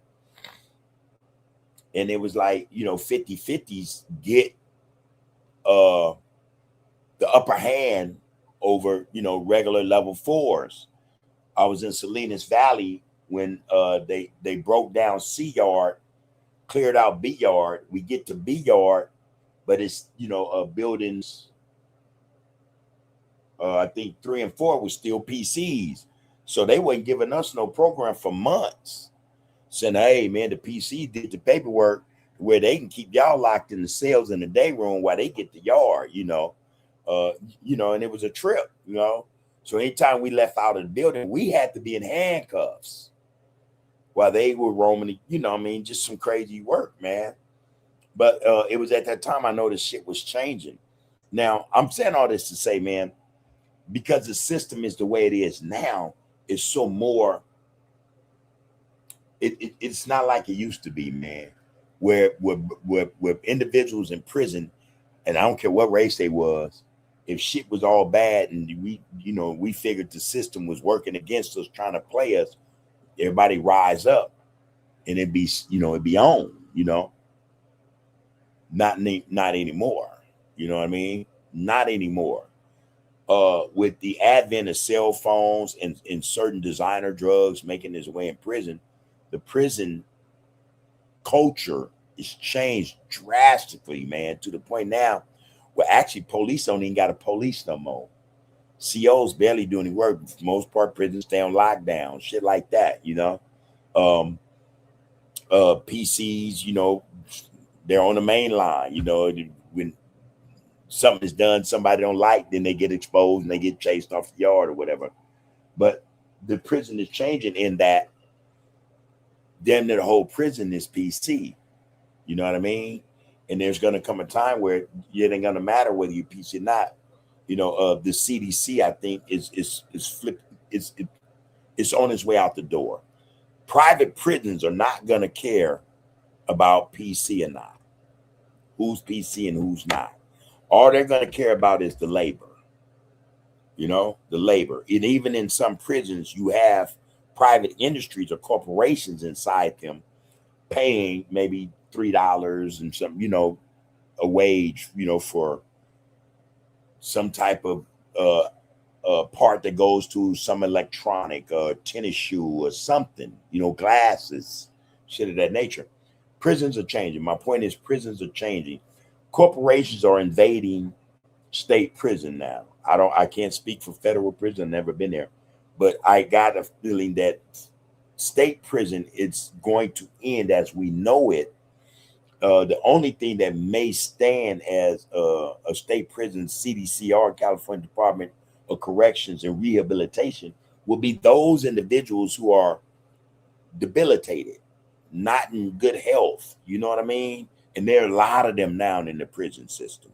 California prison, CDCR, a lot of them. But I think the prison system is changing towards, or you see more private prisons. In fact, legislation is geared towards, or is passed towards, private prisons, filling the beds in private prisons, things of that nature. You know what I mean? Private prisons using convicted felons or inmates to do the labor for pennies on a dollar, or shit might be free. I don't know, but like to say, they use visiting against you. They use all kind of so-called privileges against you to get what they want from you. I've seen it just often enough. State prison is out the door, man. Private prisons are becoming the thing, and as a result, man, you're going to see more slave labor. That's the reason of private prisons. The whole reason. It's going to be a twofer, actually. The private prisons also get money from the government, the system. And the private prison will also get money from the corporations who need that free labor. So this is why I say CDCR will be phased out in lieu or replaced with private prisons. Just a matter of time. So it's not even going to matter whether you PC or not. You know what I mean? Whether you SNY or is the prison of 50-50 yard, it ain't going to matter. It's going to be geared towards the cats. The prison system is going to be regulated or rigged in such a way to where they're going to pay a certain amount that cats haven't been used to seeing in prisons.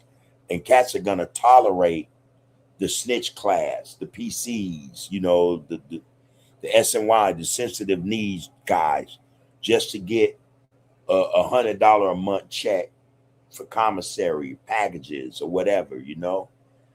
That's the play, man. It's going to happen.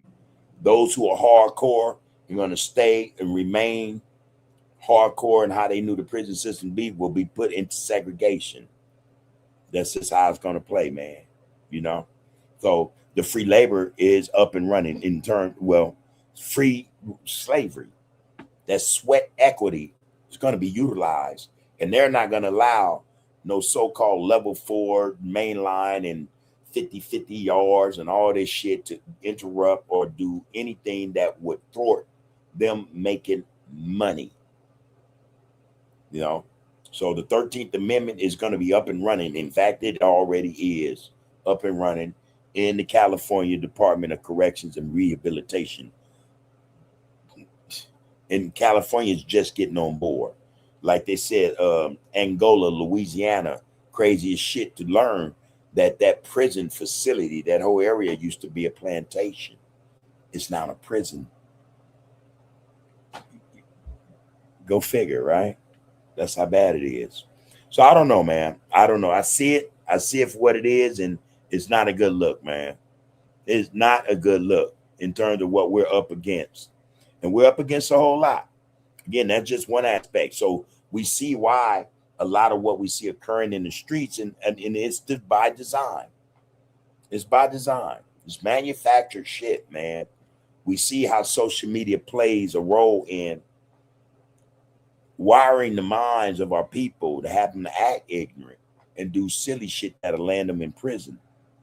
They're going to need that labor, especially considering you got AI coming into place. That they're going to train these guys how to make these electric parts, these pieces to fit into these data centers and all this shit. Come on, man, that shit coming. Oh, it's already here. You know what I mean? They need that, and we see it playing out.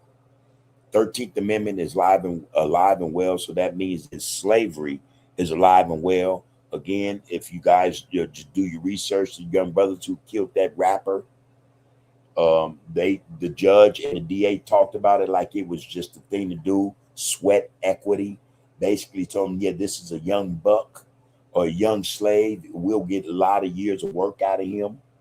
And in fact, this is the way the system is built now. So all of them that's coming in here, we're going to put them to work. It's free labor. It's slave labor.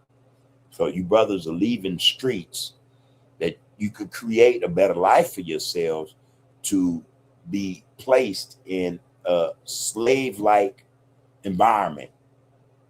I mean, it's that out here. It's that out here. Don't get it twisted. But they make the freedom seem a little more abundant out here. You know what I mean? But it's still slavery out here. In there, though, you have no movement. You have to the fields and back to the barracks or to the concrete, cell. It's just what it is, man. And so you brothers better wake up, man. This is what they got in store for you. In fact, this is what's waiting for you. Again, there are only 2 reservations you can make for yourselves in this climate. And if you're participating in this climate, that's either prison or death, the graveyard. All right. Those are 2 reservations that they got for show for your ass. You make the choice, man. Make your choice wisely. Queen Nzinga say, hey, man, you have a choice. You have a choice. And if you brothers want to go to prison for something as just senseless as killing one another, well, shit, you can still go to prison for doing that same work on another. You know what I mean? Just saying. I'm just saying, man.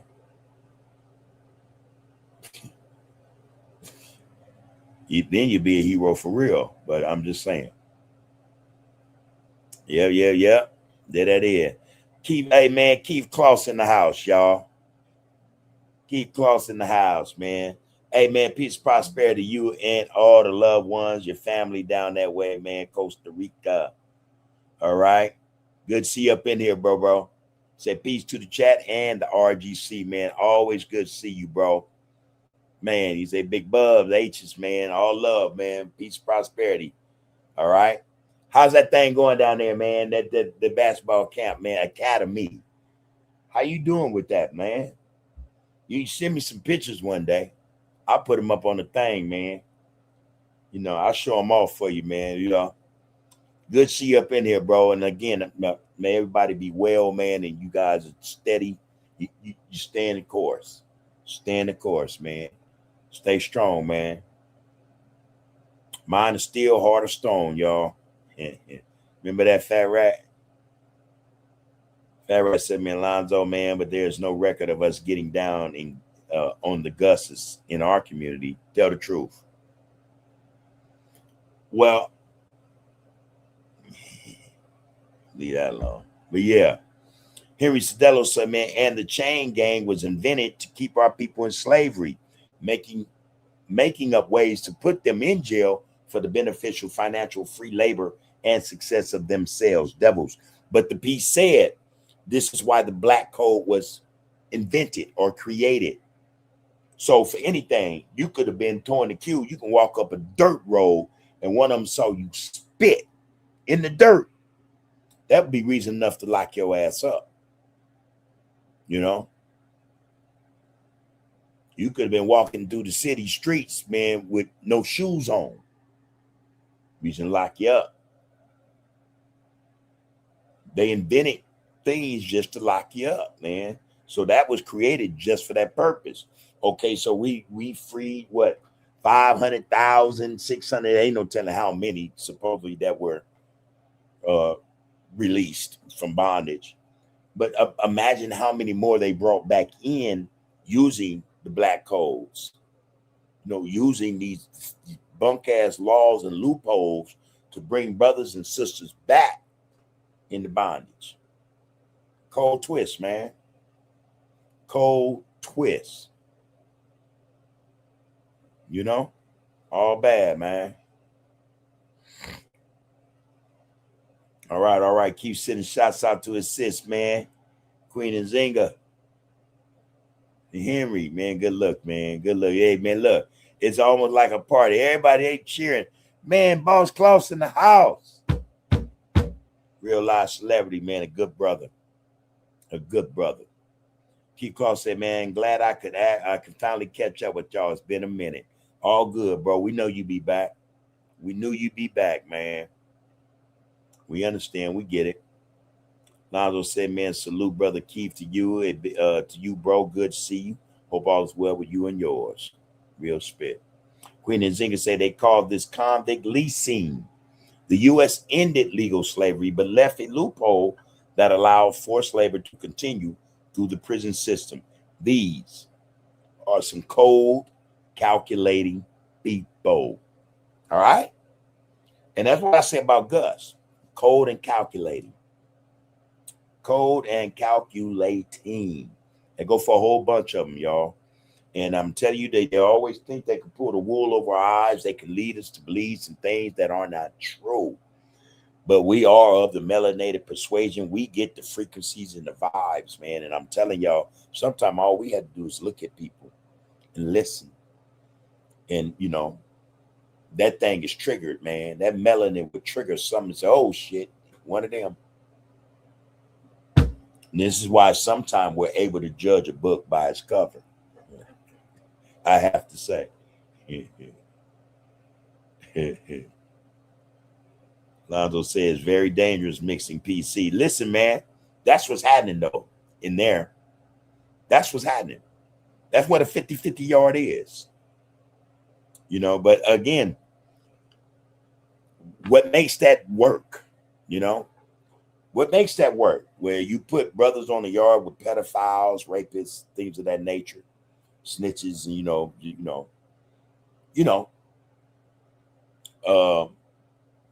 what makes that work? What makes that not so explosive? Release dates, family visits, being able to use the tablet, make phone calls, canteen, going to the store, receiving packages. Oh man. Oh, they got game for your ass. You know, so hey, we say it's a very dangerous mix, but it happens. It's happening. You know, you see cats on, social media all the time talking about, they stump down this, stump down that, and then somebody busts them out. You was on 50 yard. You wasn't doing all that in there. You went hard. You went in, and ain't nobody trying to hear him when he say, hey, man, I wanted to go home. I had to make a choice. Now, that's for that individual. I can't speak for that individual and why that individual did that, or any other individual who wanted to come home who had life, went to parole board, and they say, hey, this is what you got to do, man. You got to go over here, man. You got to debrief. You got to do a whole lot of shit. You get up out of here. You playing ball or what? You can't knock them. Those decisions were made in the best interest of that individual. Some of us didn't have to do that, though. You know what I mean? Some of us refused it. I can recall being told in parole board, you're not going to get out until you debrief. Debrief what, man? I'm not a part of no paperwork, no prison. I'm from Hoover Street, just like that, They denied me 5 years, of course, right? Went back, same shit. Well, we noticed you didn't debrief. That's only required from individuals who were part of prison gangs or paperwork, And I'm telling you, man, we sat there an hour debating this, and I'm like, hey, what am I debriefing? I'm not part of nothing. I'm from the streets, man, And finally, they were okay. Well, you ain't got to debrief. I'm like, okay, that was like one of them tests to see if I'll submit. And you got my C file. I know what's in it. You know what I mean? Ain't nothing. You know what I mean? So what am I debriefing, mom? What I got to tell you? I ain't telling you shit.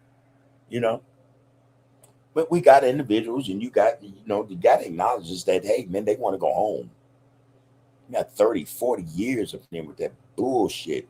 And they're willing to say, man, you know what, man? I don't know. I'm the same person, man. But don't nobody understand and comprehend what I got to do to get out of here. That's on them. I got to go home. I don't want to die in here. Hey, what would you do if it was you? I don't know. But yeah, that is, man. The prison system is changing, man. It's not the same. It is not the same. Don't get it twisted. Don't think that it is, man. Don't believe nothing nobody's telling you. Again, man, prison.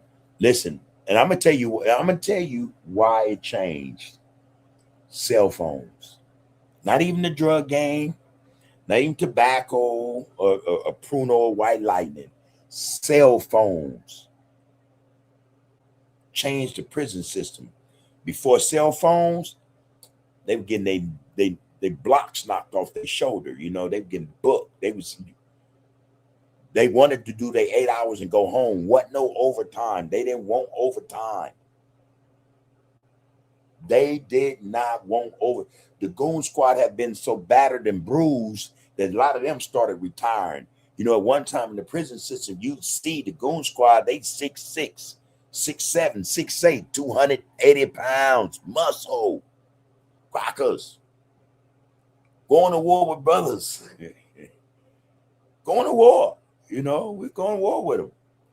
You started to see that change. You know, the 90s came around, you thought them crackers like, nah, man, I might not make it up out of here.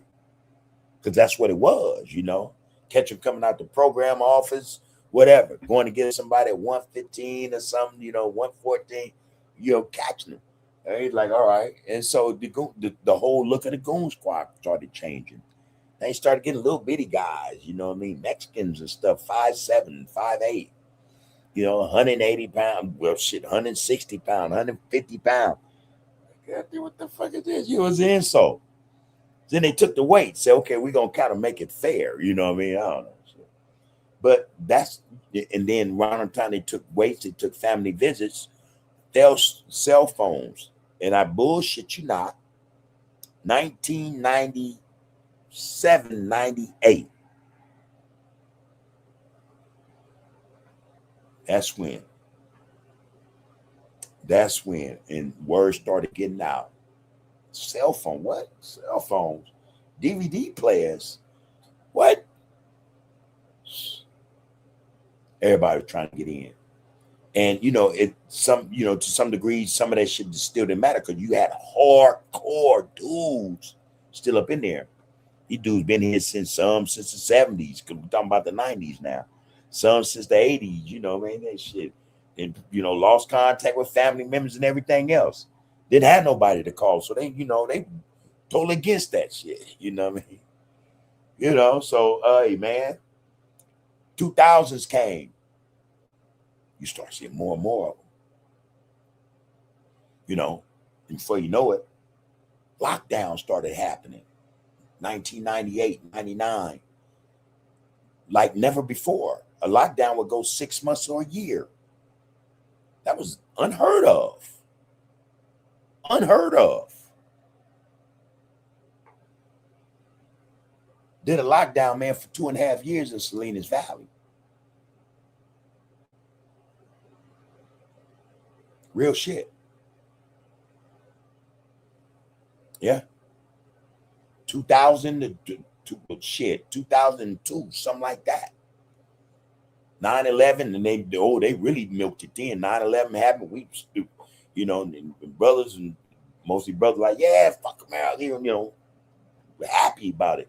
They was mad. They were like, keep them locked down. We locked down for over 2 years. We finally come up.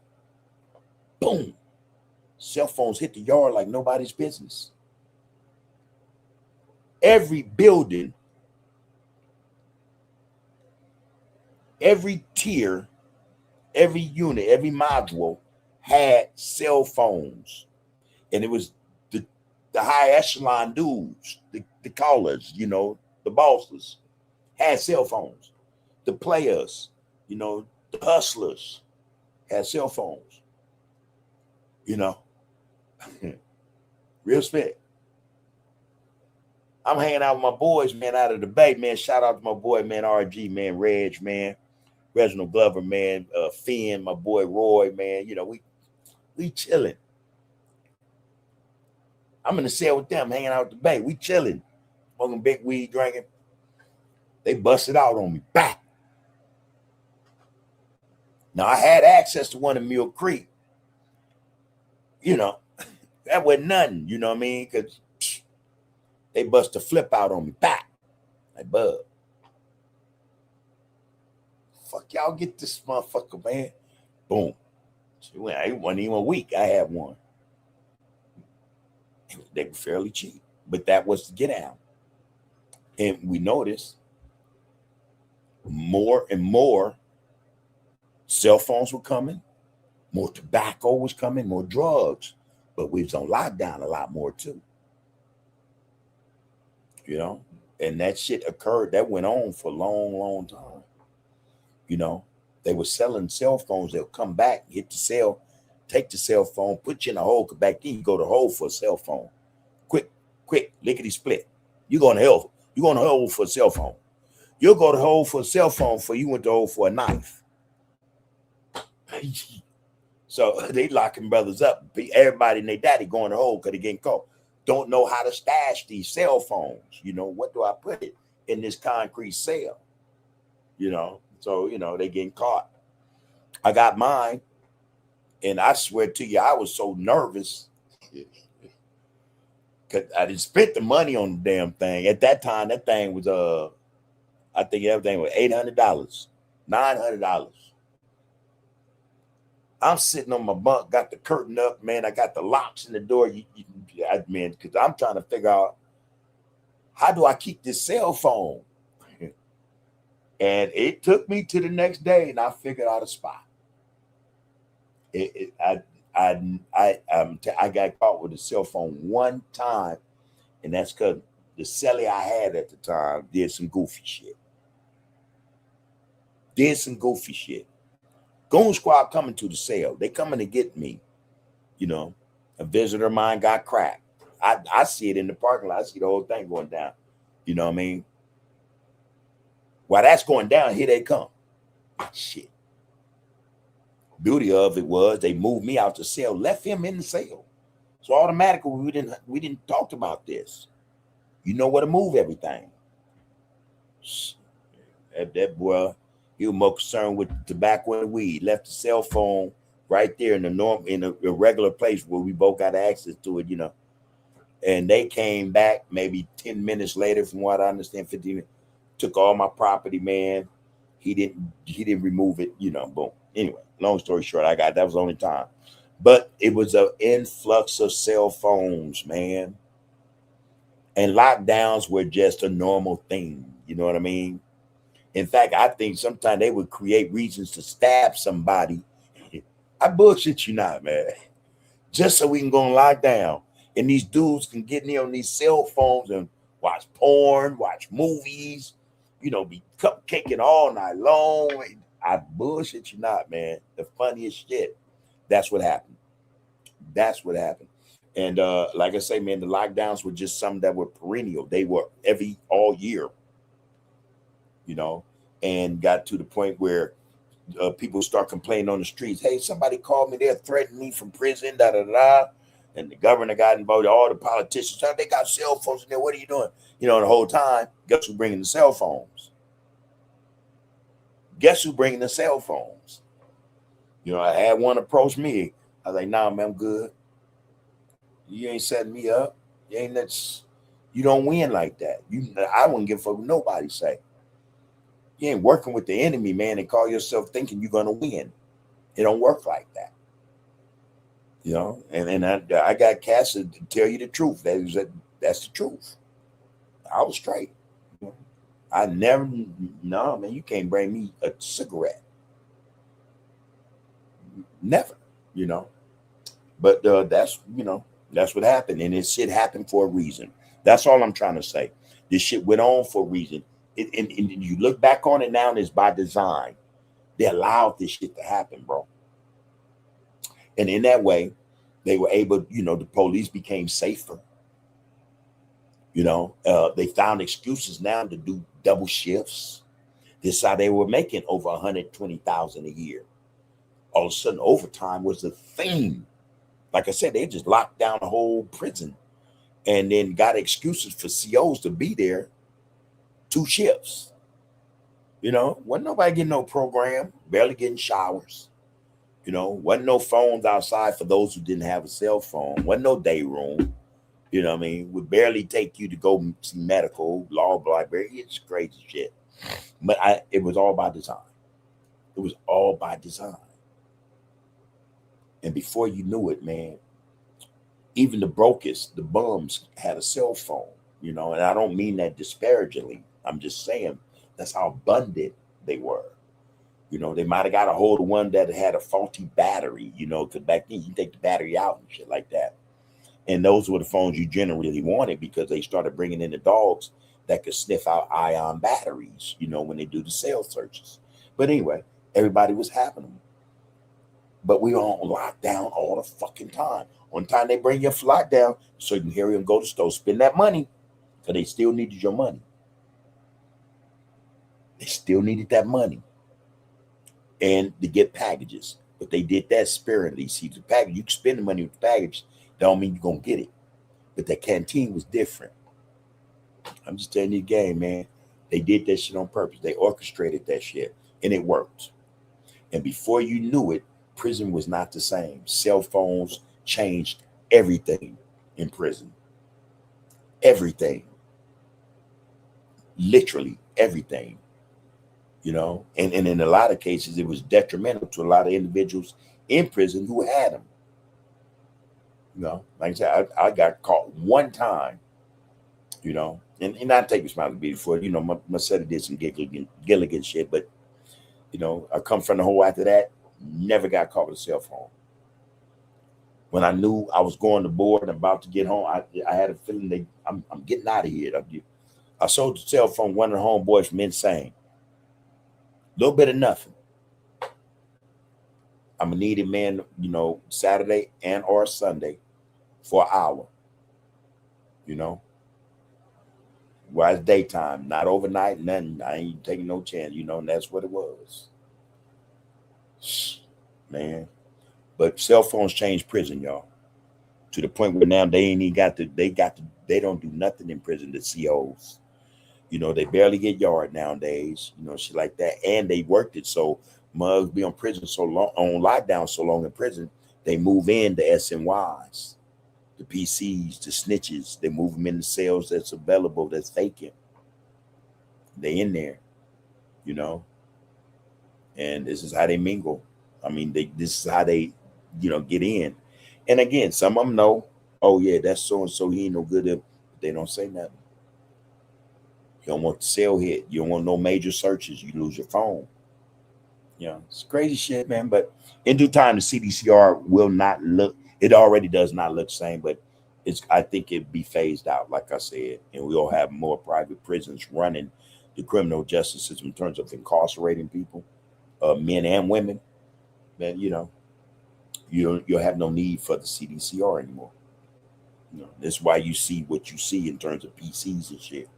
PCs got more yards than general pop, you know, still diehard dudes, you know, and then a lot of them dudes again are old, you know, bodies are failing them, you know, been in there 30, 40, 50 years, a lot of them. So, you know, and these young cats are coming in snitching on each other, telling on one another, doing all kind of shit, you know what I mean? So you have more of them than you do regular guys who, you know, did the crime and was willing to do the time. You know what I mean? So that it is. 13th Amendment. All right. We look like we're going to have to deal with that collapse in the system tomorrow. It's a lot, man. It's a whole lot.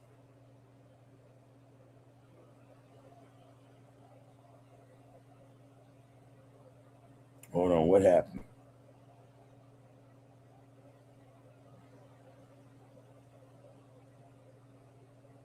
Oh, Kim in the house, y'all.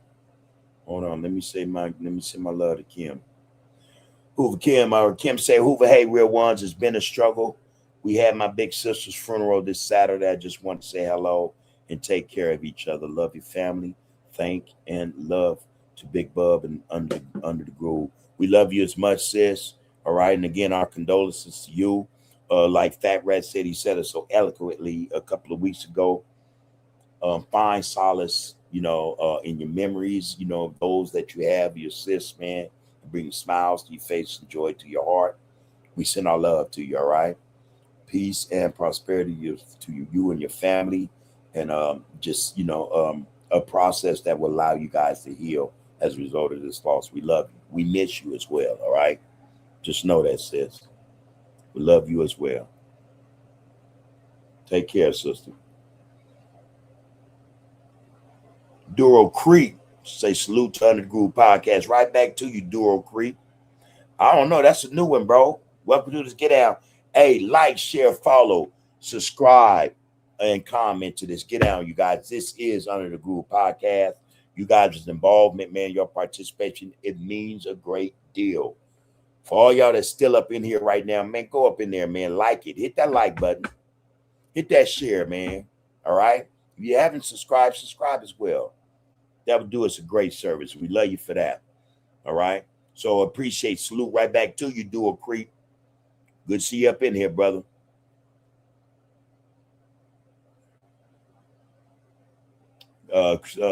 Keep Claus said going well. I got a few guys down here for a clinic working on getting a few player scholarships. There you go, man. You're gonna make it happen, bro. You're gonna make it happen. Again, Kimberly, we send our love, sister. We love you.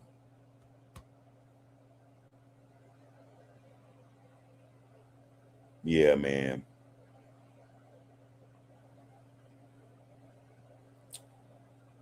Fat Rat say, Kimberly mentioned condolences to you and all affected. Think not of her as dead, but as in the very thought we lose those valuable spiritual exchanges that live forever. Fat Rat always, man, he puts it right. He says it correctly, man. Stay strong, Sister Kimberly. That's from Alonzo. Pretty sure you saw that. Yeah, bro. I know that feeling, man, when we lose our loved ones, man. I know that feeling. You hold your head, sister. We love you, all right? You come on back when you're ready. Fat Rat say, man, whoa, my condolences, bro. It's hard to see what we gain while feeling the loss. But stay firm, bro. Strive hard to be an example of the best in moms. Yeah, bro. Don't even get me started, man. I think about two people, man. Yeah.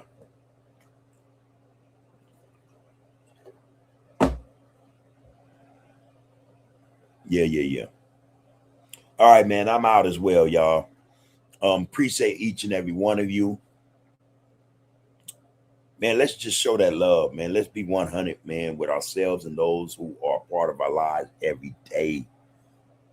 Extend that love, man, no matter what. We can be mad as spit at somebody, man, but if they family and the people we love them, man.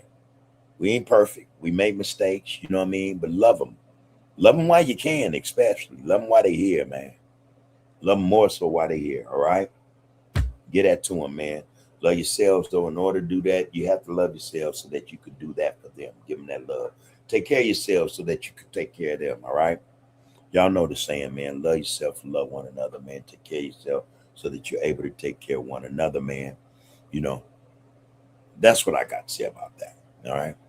Power is in the people.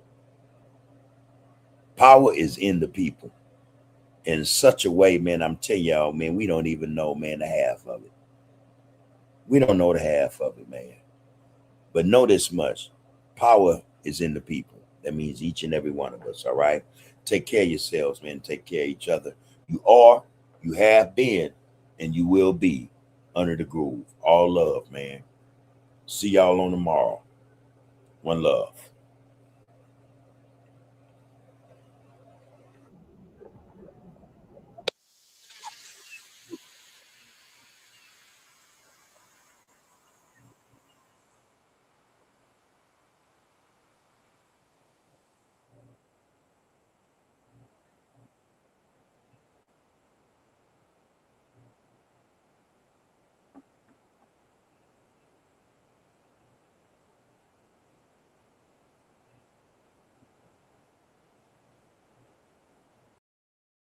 Betrayal, not disrespect. If she suffers, The family suffers. if the family suffers, The community suffers. and if the community suffers, The future suffers. so every real man listening, honor your mother, protect your daughter, love your sister, cherish your wife, because a community that protects its women protects its future. Wake up, black people. The babies need us now. Wake up, black people. The mothers need us now. Protect our women, protect our children, protect our elders. Let's rebuild our village. Wake up, black To the young brothers carry anger inside, I understand the pain, but don't let it decide who you become or who you leave behind. Don't trade your whole future for one reckless night. To the young sisters chasing money at any cost, don't help destroy the same community we've lost. A setup for a robbery ain't worth a human soul. One decision can create damage nobody controls. To the elders, we need your guidance. To the teachers, we need your knowledge. To the fathers, we need your presence. To the mothers, we need your wisdom. The village has to come back. The unity has to return, because the next generation is watching everything we do. No more funerals, no more burying babies, no more mothers crying, no more communities breaking. Lift your brother, lift your sister, lift your people, lift each other. No more hate, no more division. It's time for healing, it's time for vision. Imagine the future where the children feel safe, where every young king understands his place, where every young queen knows her worth and power, where unity grows stronger every hour.